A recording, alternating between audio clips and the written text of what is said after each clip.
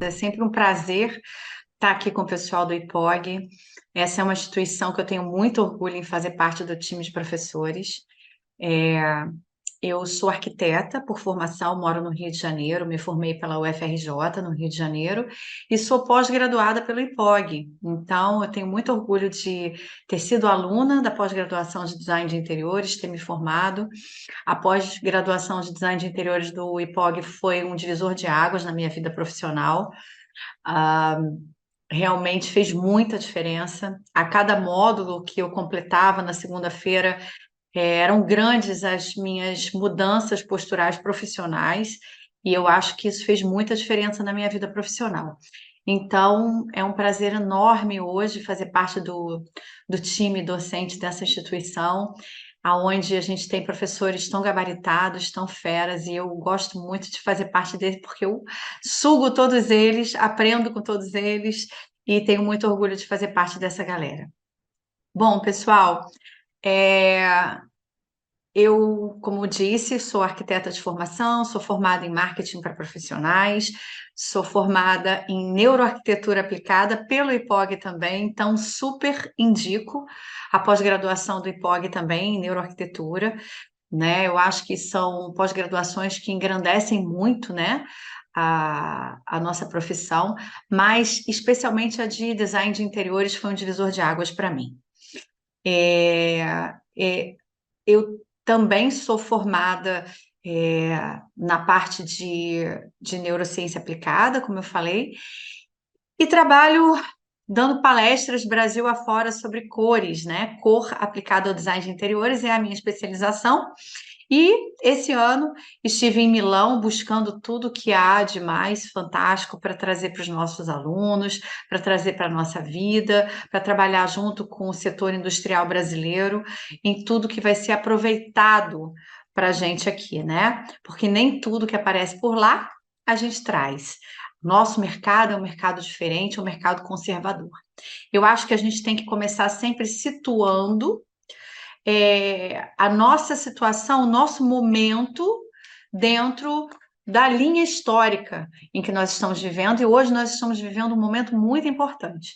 Hoje nós estamos mudando de estética, né? Nós todos, na grande maioria, e ainda é assim, nos formamos dentro do modernismo do menos é mais. E a gente está vivendo um momento muito diferente na dinâmica projetual, que é o pós-modernismo, aonde less is boring de Venturi, né? O menos é chato, o menos universal. E a proposta do pós-modernismo é justamente o contrário disso. A proposta do pós-modernismo é individualização projetual. A proposta do pós-modernismo é tornar o projeto algo único e exclusivo. E isso é muito importante para que a gente entenda antes da gente começar a conversar, porque as coisas começam a ser mais exuberantes. O design começa a ser mais exuberante, ele começa a falar mais de emoção, ele começa a falar mais de individualidade, ele começa a ser mais exuberante. Nós todos, a maior parte de nós, e na graduação ainda está assim, né? Somos modernistas, sim, por convicção, mas estamos tendo agora que abrir o nosso leque de oportunidades e de alternativas. E aí, principalmente em relação à cor, e agora em relação ao design, mais contundentemente, depois nesse pós-Milão. Eu acredito que as mostras de decoração Brasil afora vão ser bem diferentes esse ano. Vão ser muito mais ousadas, vão ser muito mais carregadas no que diz respeito ao design, a- aos adornos. Eu acredito que vai ser bem diferente do ano anterior. Eu já vi em algumas mostras do ano anterior, Brasil afora, já um quê de over, né? Já começando. E a coisa vai tomar uma proporção ainda maior. Eu acredito que as pessoas vão ficar surpresas com a ousadia que vem por aí. E para que a gente entenda a importância do estudo de tendência, aí agora sim começando, a gente tem que entender que existem sistemas de determinação de tendência. E esse sistema de determinação de tendência, ele não é uma coisa aleatória. Muitas pessoas elas acham que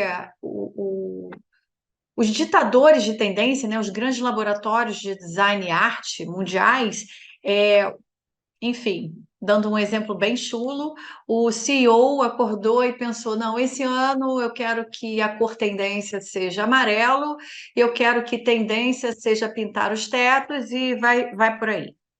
Quando na realidade não é nada disso.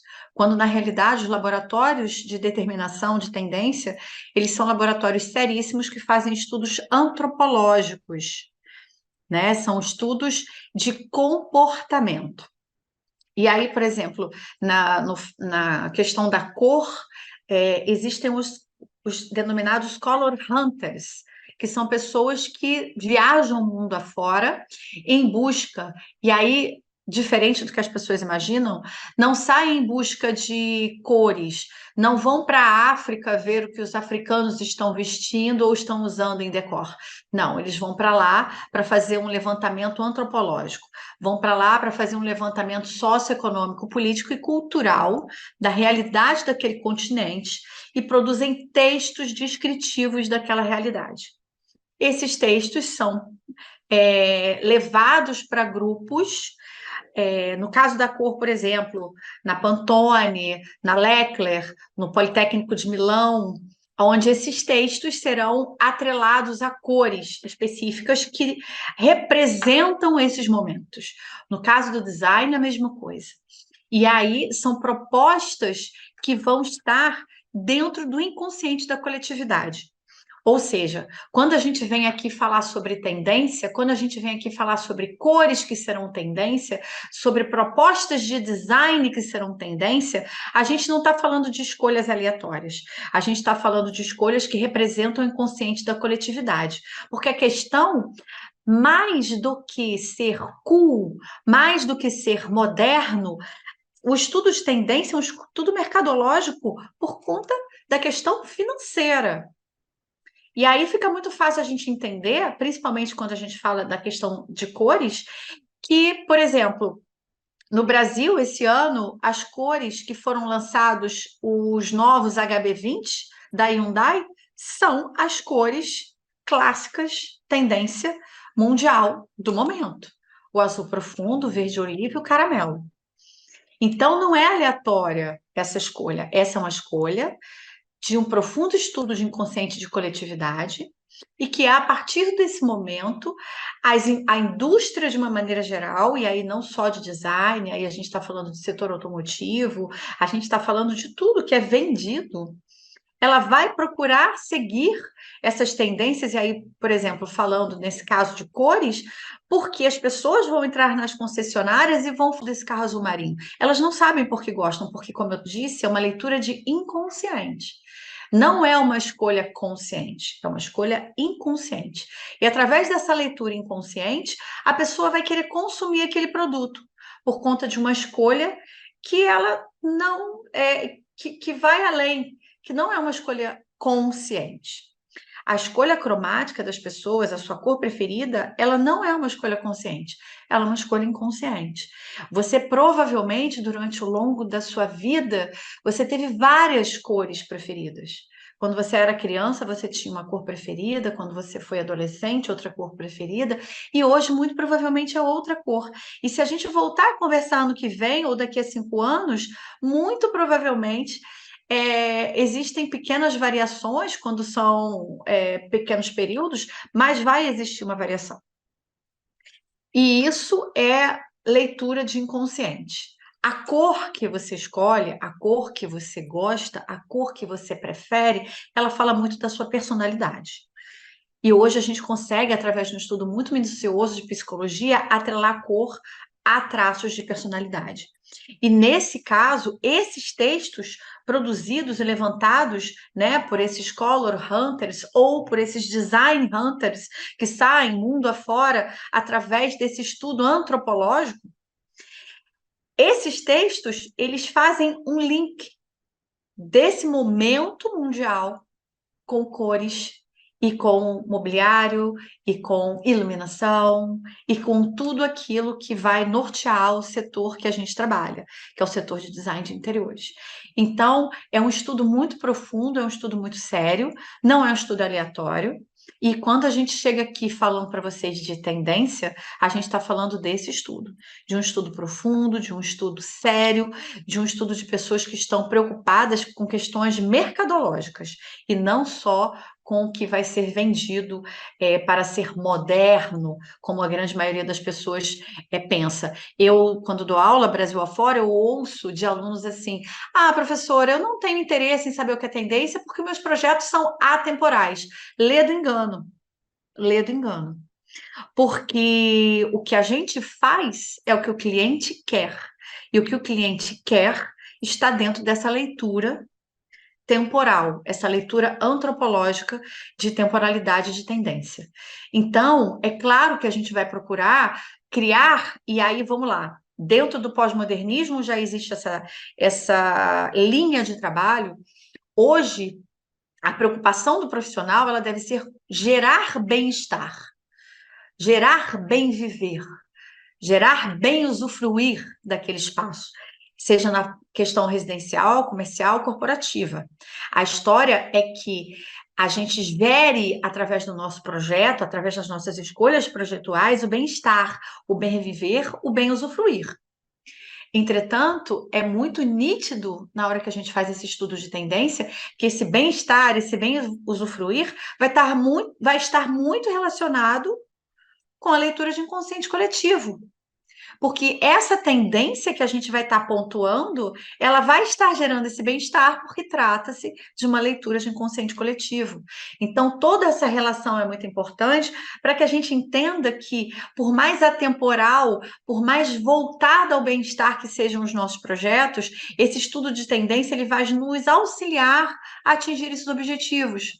Porque, na verdade, esses objetivos estão atrelados à leitura antropológica, à leitura de postura, de comportamento. E a partir desse momento, a gente está trabalhando, sim, esse bem-estar na hora que a gente entende essas tendências. Mas é claro que essas tendências, elas são mundiais, ou uma parte delas, e elas são micro tendências, né? Elas são tendências também territoriais. E aí a gente vai tentar entender, dentro do que a gente viu por lá, o que que vem para nós, né? Porque foi muito farto. Bom, aqui é um exemplo.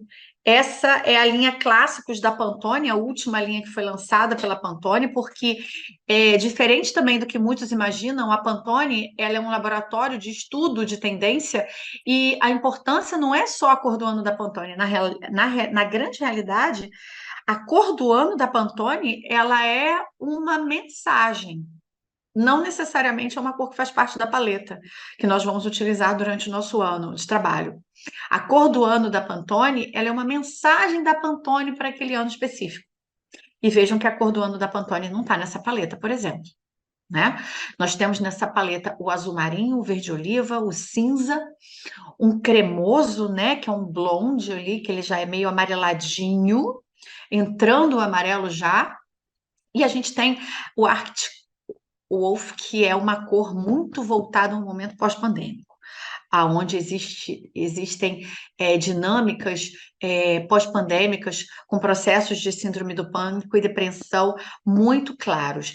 Vejam, eu estou já falando para vocês que essas cores elas não são escolhas aleatórias, elas são escolhas que são derivadas desse estudo antropológico. Então, por exemplo, acabei de falar dessa primeira cor, que ela é um off-white, ela nos fala muito desse momento pós-tendência. Pós-pandêmico, desculpa. Por quê? Porque existiu um momento traumático, existiu um movimento onde as pessoas tiveram um desenvolvimento de algumas demandas psicológicas em função do momento vivido. E aí a gente tem aí com muita clareza essa cor que entrou com força total esse ano. Então, essas cores, elas não são escolhas aleatórias, elas são escolhas universais. E essas 5 clássicas, né? A pergunta é, aonde eu acho isso? Essas especialmente no site da Pantone. Mas a gente tem no site da Leckler, a gente tem no site do Politécnico, os estudos cromáticos mundiais. e são muito parecidos, né? São muito parecidos. Esse aí é um estudo do que está acontecendo nesse exato momento. Esse é o estudo de cores que a gente tem visto, e aí, como eu falei, né, agora há pouco, vejam o azul marinho aí, vejam o verde oliva. E quando a gente vê uma grande empresa, né, do setor automobilístico, como a Hyundai, lançando a sua linha nova de automóveis, utilizando esse azul profundo, utilizando o verde oliva, a gente vê que realmente é um estudo que está muito preocupado com a questão mercadológica. Né? Você vai chegar na concessionária e vai escolher o verde e é uma escolha inconsciente. E é por isso que esse estudo de tendência é tão importante, ok? Essas são as cores mundiais, ou seja, são as cores que vão estar no inconsciente da maioria, né? Escolha de inconsciente coletivo mundial.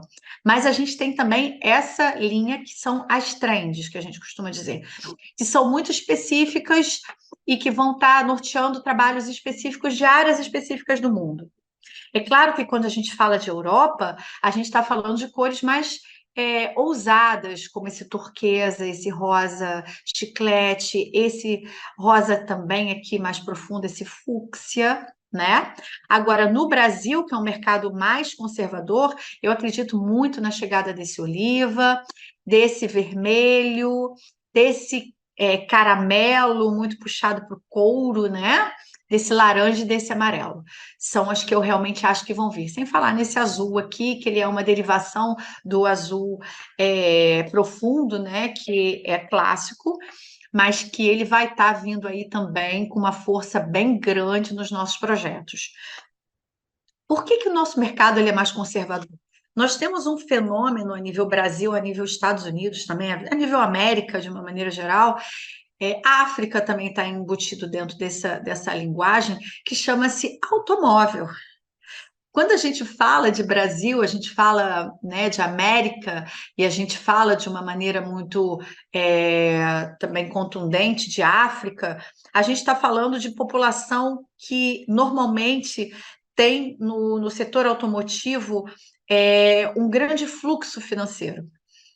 Então, o que acontece no Brasil? Nós compramos carro, nós pagamos IPVA, gasolina, nós trocamos de carro, e isso não acontece de uma maneira tão contundente em muitos dos países europeus. Portugal e Espanha de uma maneira mais efetiva, e os demais países, principalmente do leste europeu, a gente não vê tanta utilização de automóveis. Isso faz com que a utilização do sistema público, né, de transporte seja mais efetiva e faz com que haja um custo, né, uma derivação, um depósito, né, um gasto com um design muito maior. No nosso país, o nosso cliente, ele quer um sofá para durar 10 anos. É uma realidade totalmente diferente da Europa. Na Europa, eles vendem muito, né? Essa dinâmica do Mercado Livre, ela vem de lá. Eles compram e vendem móveis com muita facilidade, e as pessoas que têm um poder aquisitivo mais alto, elas vendem e compram o novo, e elas compram o que é tendência. Aqui no Brasil existe essa preocupação. Será que eu não vou enjoar desse sofá pink? O brasileiro, em design, ele compra pensando numa vida útil para os seus móveis, principalmente os mais pesados financeiramente, pelo menos de 10 a 15 anos. Jamais vai fazer uma cozinha cor-de-rosa. Ele vai agora uma cozinha azul marinho, uma cozinha verde. E aí a gente vê aí o setor industrial de modulados no nosso país lançando nas suas linhas, né? Nayara está dizendo, eu quando fui comprar o meu sofá, exatamente. E aí a gente tem o setor de móveis modulados no país lançando linha azul marinho e verde, né? Por que eles estão lançando? Porque essas cores são tendência e elas fazem parte do inconsciente coletivo. Então, existe a possibilidade de venda de uma cozinha azul marinho. Existe a possibilidade de venda de uma cozinha verde escura, mas não existe a possibilidade no Brasil de venda de uma cozinha rosa pink. Mas na Europa, eu já estou me preparando para o ano que vem, porque Milão, né, em um ano é Eurolute, que foi esse ano, iluminação, no outro ano, Eurocucina. E aí, esse ano do Eurococina, que vai ser ano que vem, eu estou esperando cozinhas rosa pink, por exemplo, verde bandeira, esse turquesa, porque lá é um setor de design muito mais ousado. E aí vem para o Brasil, professora? Não. Eu acredito que possa entrar aí um vermelho, não esse vivo, e aí derivações que podem estar aí na linha do Bordeaux, nas linhas mais fechadas do cor de vinho. Acho que pode acontecer, ainda, ainda fico um pouco insegura. Eu acho mais fácil essa linha aqui, ó, desse verde acinzentado, desse azul, ou até mesmo desse caramelo. Esse caramelo especificamente voltado para a questão da madeira, porque sim, material tem cor e material segue tendência. Então, quando a gente fala de revestimentos, talvez venha também para o Brasil algo mais ousado. Mas se eu mostrar para vocês as paletas de revestir do ano passado, a gente já vê muitos, né? A gente viu Portobello, a gente viu Portinari, a gente viu Ceusa já utilizando muito o vermelho, um pouco mais fechado que esse, um pouco mais terroso que esse, mais para essa linha, ou mais escuro do que esse. Mas essa linha aqui dos clássicos a gente viu muito. Azul marinho a gente viu praticamente em todas as fábricas de revestimentos. E aí os marmorizados, né, no azul marinho e no verde. E não é uma escolha aleatória, é uma escolha porque faz parte do inconsciente coletivo e as pessoas vão apontar o dedo nas lojas quando elas chegarem lá, porque é uma leitura de inconsciente. Lídia está trazendo que lembra da cozinha da mãe dela na década de 80, que ela era azul clara. A da minha mãe era rosa, rosa bebê. E a tendência em design ela é cíclica, né? E eu acredito que isso vai acontecer novamente. Mas acho que no Brasil ainda vai chegar de uma forma mais contida. Ainda vamos aqui, tá nessa linha aqui dos verdes, pelo menos nas linhas de modulado. É claro que as fábricas de MDF, e eu tenho aqui o catálogo novo, né? Da, da Guararapes, que eu já recebi desse ano, a gente já tem linhas com cores muito mais ousadas, né? A gente já tem aqui, ó, o verde, a gente já tem o azul marinho, que a gente já tinha, e olha aqui, ó. Olha lá o vermelho, olha lá o caramelo. Isso não é uma escolha aleatória. Olha o azul profundo já em duas tonalidades. E a gente sabe que as linhas das fábricas, elas seguem muito as linhas das fábricas de MDF, né? Que produzem para essas fábricas. Então, principalmente em marcenaria, a gente vai ver uma grande ousadia, né? Chegando aí na questão das cozinhas. Porque já em MDF já não precisa mais, não vai ser necessário fazer em laca para ter uma cozinha terrosa, por exemplo. Já vai vir na linha do MDF. Então, isso é uma coisa que a gente vai observar, uma certa ousadia chegando. E isso diz muito respeito ao que eu falei no começo da nossa palestra, sobre o pós-modernismo, sobre essa individualização.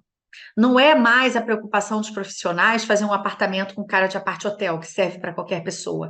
Pelo contrário, eu costumo dizer que o projeto bem-sucedido é aquele projeto onde você olha para a sala de um cliente e diz o que faz com que essa sala só sirva para aquele cliente especificamente. Por exemplo, eu estou aqui no meu escritório, o que faz com que o meu escritório só sirva para mim é o meu logotipo ali na frente e essa estante. Essa estante conta a história da minha vida profissional.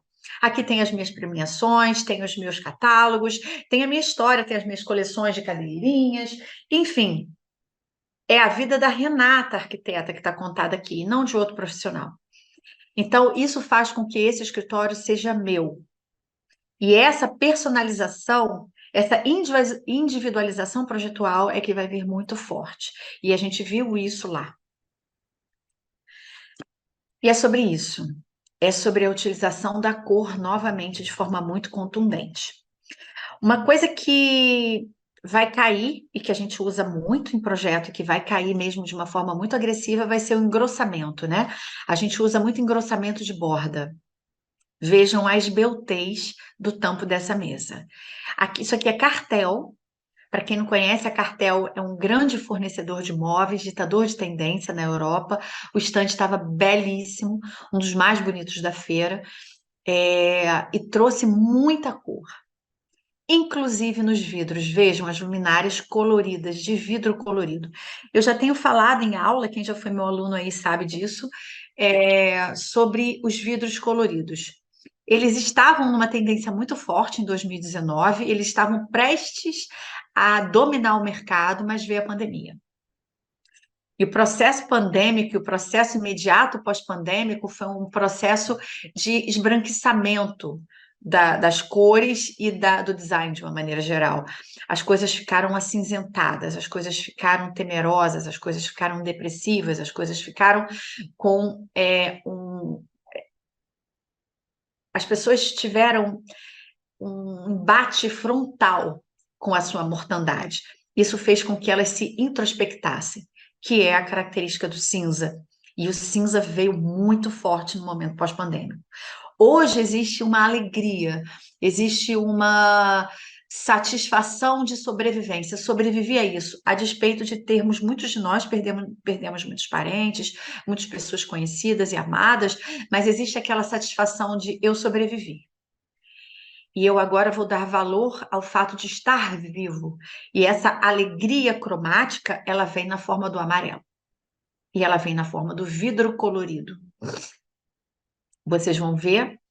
E aí vai aqui a premonição da PRO, profetização da PRO. Vocês vão ver em Casa Cor Brasil afora, porque eu já sei da demanda de alguns profissionais que já pediram para algumas fábricas de iluminação produzirem luminárias como essa, coloridas, de vidro colorido, e eu acredito que vai estar Brasil afora aí, o vidro colorido aí como uma grande tendência pós-pandêmica, né? A entrada do vidro colorido agora volta, né? No caminho que já teria chegado até nós, se não fosse esse lapso da pandemia que deu uma travada nesse processo. Vejam que as estampas voltam, né, com força total, e aí elas, nesse caso da Cartel, com muita ousadia nos móveis, mas de uma maneira geral, a estampa vai para a parede e para o piso. Vejam, os marmorizados, os revestimentos marmorizados, eles estão nas paredes, eles não estão nos pisos, né? E nos pisos eles vêm em forma de tapetes. Então, muitos tapetes, a gente teve lá na feira em Milão, a gente teve a representação da Baikami, né, essa fábrica brasileira de tapetes, que estava lindíssimo o stand. Inclusive, tinha um tapete da Tarsila, né, de um quadro da Tarsila. É claro que ninguém vai pisar na Tarsila, que isso seria, né, uma blasfêmia, mas são tapetes para serem colocados em paredes. E aí a Baikami produziu muitos tapetes incríveis, um Mondrian, enfim. No site da Baikami vocês acham todos eles de uma forma muito explícita, muito detalhada. Estava incrível. Mas o que a gente viu lá, a princípio, e colocando nessa primeira foto, foram os vidros e as luminárias de vidro colorido, as beltês na forma, as prateleiras, os tampos muito esbeltos, muito finos, e as estampas. Vejam, uma outra característica, espaldares baixos, encostos, né? Espaldar é encosto, encosto baixo. Isso fala desse momento democrático que a gente está buscando mundialmente, né? Vejam que toda tendência, ela tem o seu link, né? O seu link antropológico. E essa questão do espaldar baixo, ela fala muito sobre isso, sobre a democracia, sobre o processo democrático. Não existe mais um regime patriarcal, onde as pessoas se levantam para que o pai se sente e depois sente todo mundo. Não existe mais isso. Não existe essa hierarquia mais na mesa de jantar. Todos são iguais, né? As famílias são mais democráticas e os espaldares são todos baixos, ok? Bom, a prof está lá, né? Feliz da vida no estande da Paola Lente. Quem nunca ouviu falar, por favor, procure saber. Paola Lente é o nome da cor no mundo. É uma pessoa, é professora do Politécnico de Milão. A gente encontra lá no estande da Paola com os grandes nomes da decoração, do design, da arquitetura brasileiros estavam lá buscando referências, né? E esse estande aí, que eu estou sentadinha lá, foi o galpão da Paola Lente Milão esse ano. Do lado esquerdo, a gente tem a Fendi Casa, e do lado direito, a Jessie, que é uma grande fábrica de louças e metais, que trouxe o quê? O amarelo, inclusive nas torneiras. Vem para o Brasil? Estou na dúvida. eu não sei se vai haver esse nível de ousadia. E aí, voltando aqui para nossas paletas, eu acredito no vermelho. Acho que o vermelho é possível no nosso país, ou até mesmo terroso, mas amarelo acho difícil. Acho que vai ser uma coisa mais pontual europeia. Mas em relação às louças, é possível, principalmente cubas. Não em vasos sanitários, mas em cubas, acho que a gente vai ver na Revestir ano que vem. A gente já viu a Sabiá esse ano, né, na Revestir, bem ousada nas cores, mas eu acho que as grandes talvez já venham com cubas amarelas, ano que vem na Revestir. Buclé, vejam aqui, né? Na Fém de casa. Buclé é o tecido do momento. É um tecido mais áspero, é um tecido mais grosseiro, e ele fala de toque, ele fala de, apesar dele ser grosseiro, ele fala de afetividade. Ele é gostoso ao toque, né? Ele envolve, ele acaricia a nossa pele. Então a gente já está falando aí da parte de neurociência aplicada, né? Do tato, né? Da questão visual e do tato, da gente sentir essa textura, né, na nossa pele. O buclé, ele veio com força total. Todos os estandes, praticamente todos os estandes na Feira de Milão esse ano tinham sofás e poltronas no buclé. E esse amarelo do buclé, um amarelo mais queimadinho, esse eu acho que vem para o Brasil. Então, eu acredito que as fábricas, porque o que que acontece? Muito importante a gente entender também. Quando a gente fala de tendência de tecido, a gente está falando do que a gente vai encontrar em linha, né? Por exemplo, quando você vai especificar um sofá, é fato que você tem que saber o que você vai encontrar nas lojas, né? Porque um grande conflito dos designers com os clientes é você especificar um sofá turquesa e o cliente não conseguir encontrar esse sofá em linha.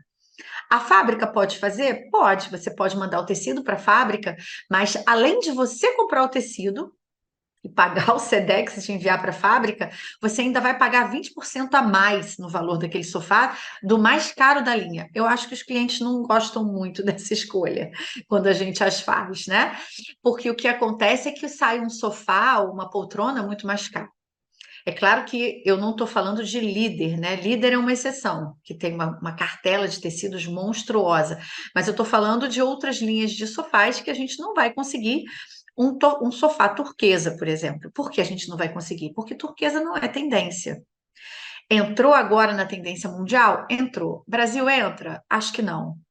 Como eu falei, no Brasil eu acredito que a gente vai encontrar já em linha, né, nos sofás, os vermelhos, os laranjas e os amarelos, principalmente os mais queimados.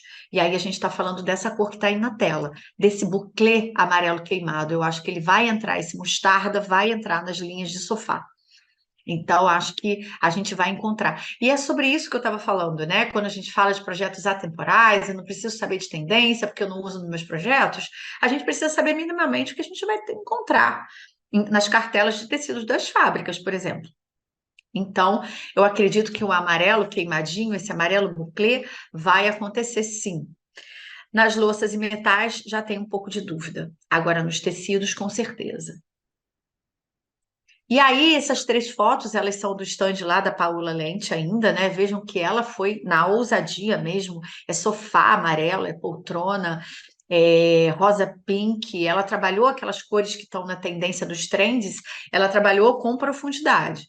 Ela não segurou a onda, não, como dizem os outros, né? Os arquitetos. Ela foi profundamente lá nas cores ousadas.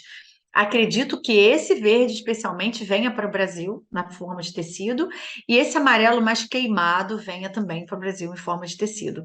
Esse gema, eu acho que só nas fábricas mais ousadas, e aí que atendem um público classe mais alta, que vai acontecer esse amarelo.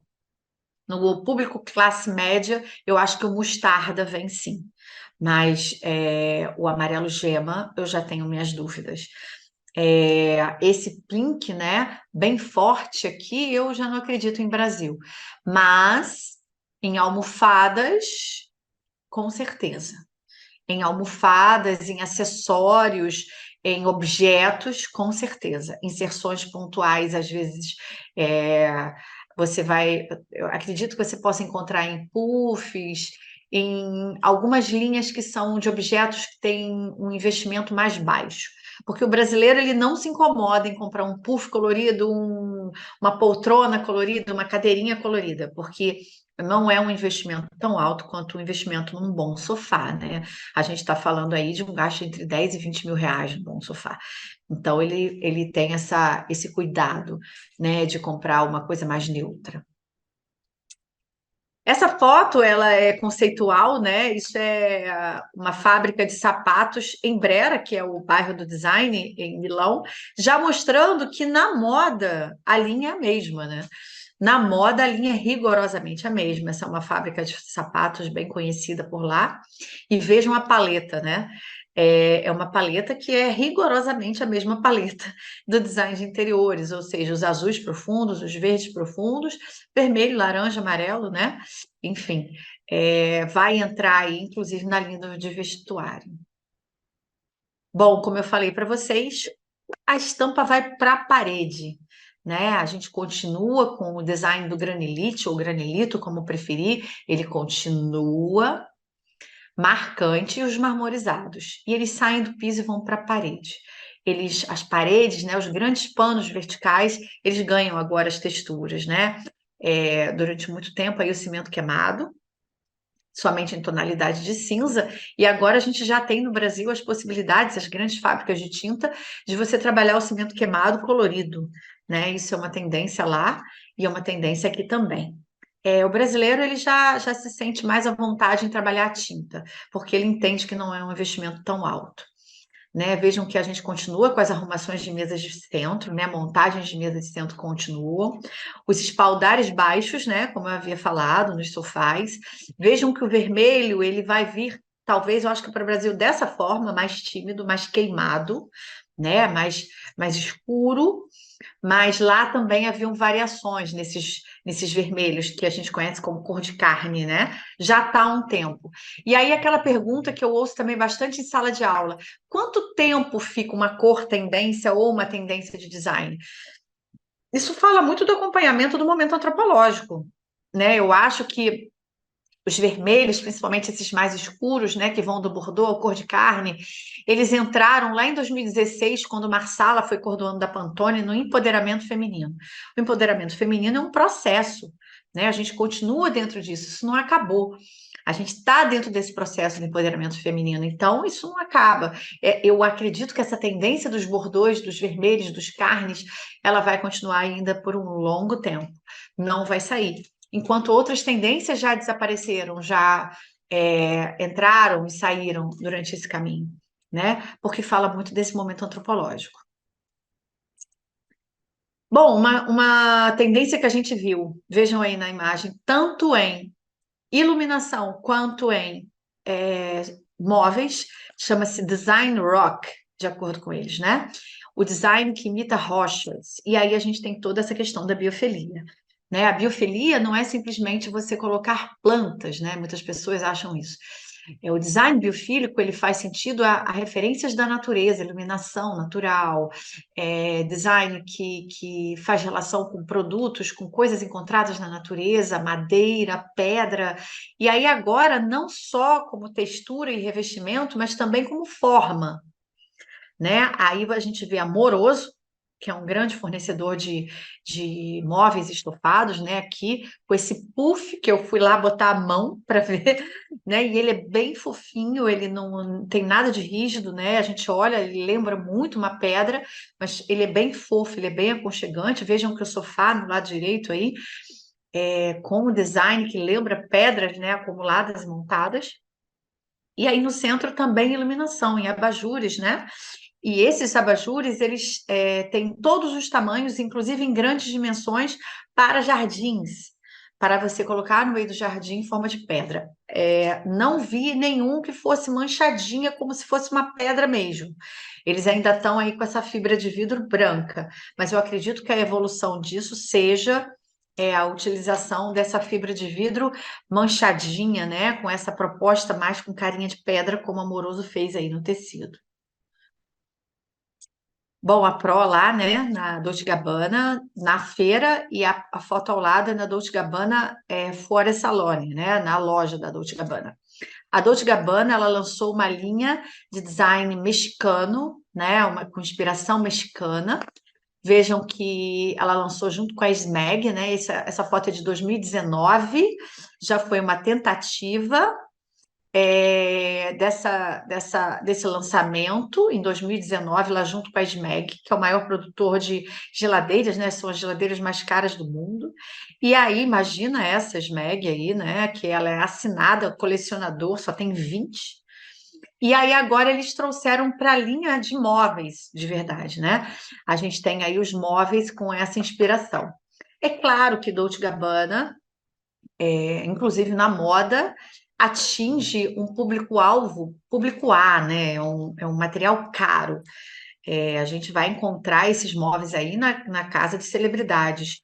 Mas eles têm uma linha de objetos, né, que vai seguir aí, que eu acho que alguma coisa pode chegar no Brasil, na linha de almofadas, louças, abajures, com essa temática mexicana, que é uma temática que eles escolheram esse ano. E aí, aquela coisa, escolheram de forma aleatória? Não, escolheram dentro desse processo do pós-modernismo, onde o maximalismo é uma das linhas.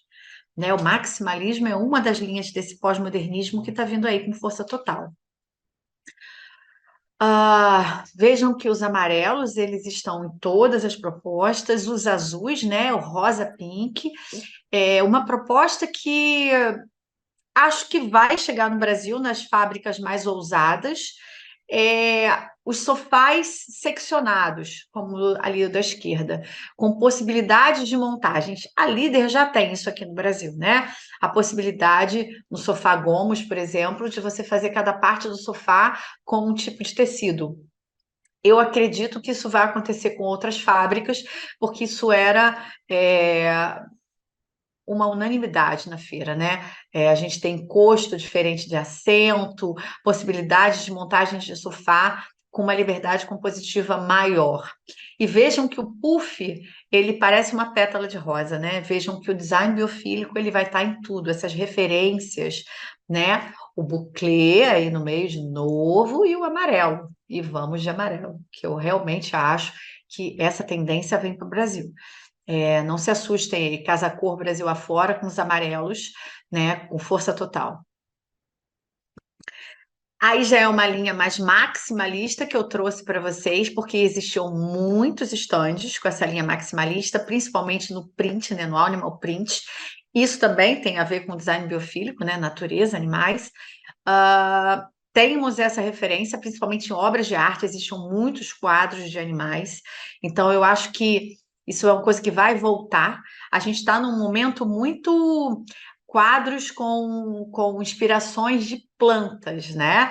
Isso aconteceu muito, Artimage, muitos fabricantes de quadros com quadros e inspirações botânicas. Eu acho que agora a fauna vai vir como tendência. E aí, é claro, vamos lá, trazendo para a nossa realidade. Eu não acredito, talvez um artefato vá lançar alguma linha com zebra, talvez, porque eu acho que no Brasil oncinha, eu acho o nosso mercado muito conservador para isso, mas talvez em almofadas, em objetos, como eu falei, no Brasil a coisa vem mais sutil e mais em objetos menores, onde não requer um investimento tão maior, né? Mas eu acho que zebras, espelhos é uma proposta que vai vir de forma muito contundente. Natuzzi, esse ano, estava muito conservadora. Vejam que o espaldar é baixo, como eu falei, o couro e o buclé, né? Esse vermelho é buclé também, de uma forma muito contundente, mas a Natuzzi ela estava mais, como que eu posso dizer? Mais tímida esse ano no uso da cor, no uso das ousadias, vamos colocar dessa forma. Acho que é sobre isso. Eu acho que é um mercado mundial, a Natuzzi tem um mercado mundial. Acho que para o Brasil, como eu já tinha antecipado, vem esse vermelho mais fechadão, né? Esse bordô, o couro, de uma maneira geral. Então, o couro continua junto com o buclé, que entrou agora, né? E eu acho que esses tons de caramelo, de marrom e de vermelho mais fechado, junto com mostarda, é o que vem para o Brasil. Tramados, né? As tramas. As tramas são muito fortes, tanto no design de uma maneira geral, ou as cadeiras, os impostos, as palhinhas continuam, quanto nas luminárias. As luminárias tramadas, que a gente fala, né? Com fios, com divisões divididinhas, elas estão numa tendência muito forte. Eu acho que no Brasil isso é muito fácil para nós, né? Porque isso é uma tendência que eles chamam de handmade, feito à mão, principalmente quando é de palha. E no Brasil a gente tem o domínio dessa técnica como ninguém, né? Então eu acredito que realmente isso venha com força total para o nosso país. Essa tendência eu acho que vem. O pessoal está dizendo aí que está adorando, muito obrigada. A Laila, né? Que estava falando aqui, obrigada. O amarelo gema eu acho que vem. Tapetes nas paredes eu acho que vem. É isso aí. Vamos juntos, né?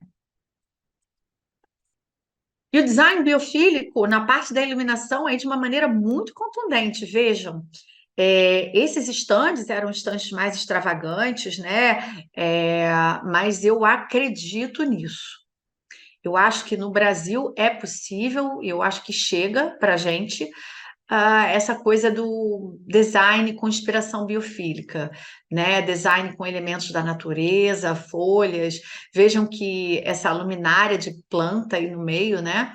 Essa outra do lado direito que faz referência ao crescimento de raízes, né? Eu acho que nas fábricas que trabalham com poder aquisitivo mais alto, né, com um investimento mais alto a nível do cliente, eu acho que isso vai ser bastante utilizado. Os móveis, os móveis voltam com força total e vejam como eu falei para vocês, né? Os vermelhos eles vêm mais queimados, os laranjas eles vêm mais queimados para os grandes panos, para as paredes, né? O verde bem queimadão. As cores saturadas elas vão vir mais para inserções pontuais. Vejam que aí o sofá ele veio para o bordô pro bem queimadão, bem escurecido, e aí as inserções pontuais são mais ousadas, né? Os móveis de formas orgânicas, alguns mais arredondados, mas com formas orgânicas também, né? O tal do design rock, né, que eles falaram muito sobre isso. Vejam que o pé da mesa ali à esquerda, ele tem uma inspiração biofílica muito grande, então a gente viu muito biofilia na feira, muito mesmo. Todo mundo tinha referências biofílicas fortes.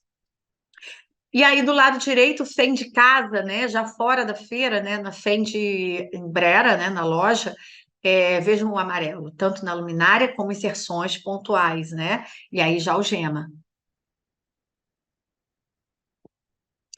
E aí, finalizando aí a nossa viagem por Milão, né? As luminárias coloridas. Essas eu acho que realmente elas vêm com força total. Acho que vai ser difícil fugir disso. Essas aí são as sopradas, né? Do lado esquerdo, as mais em formas diferentes aí no centro e as redondas.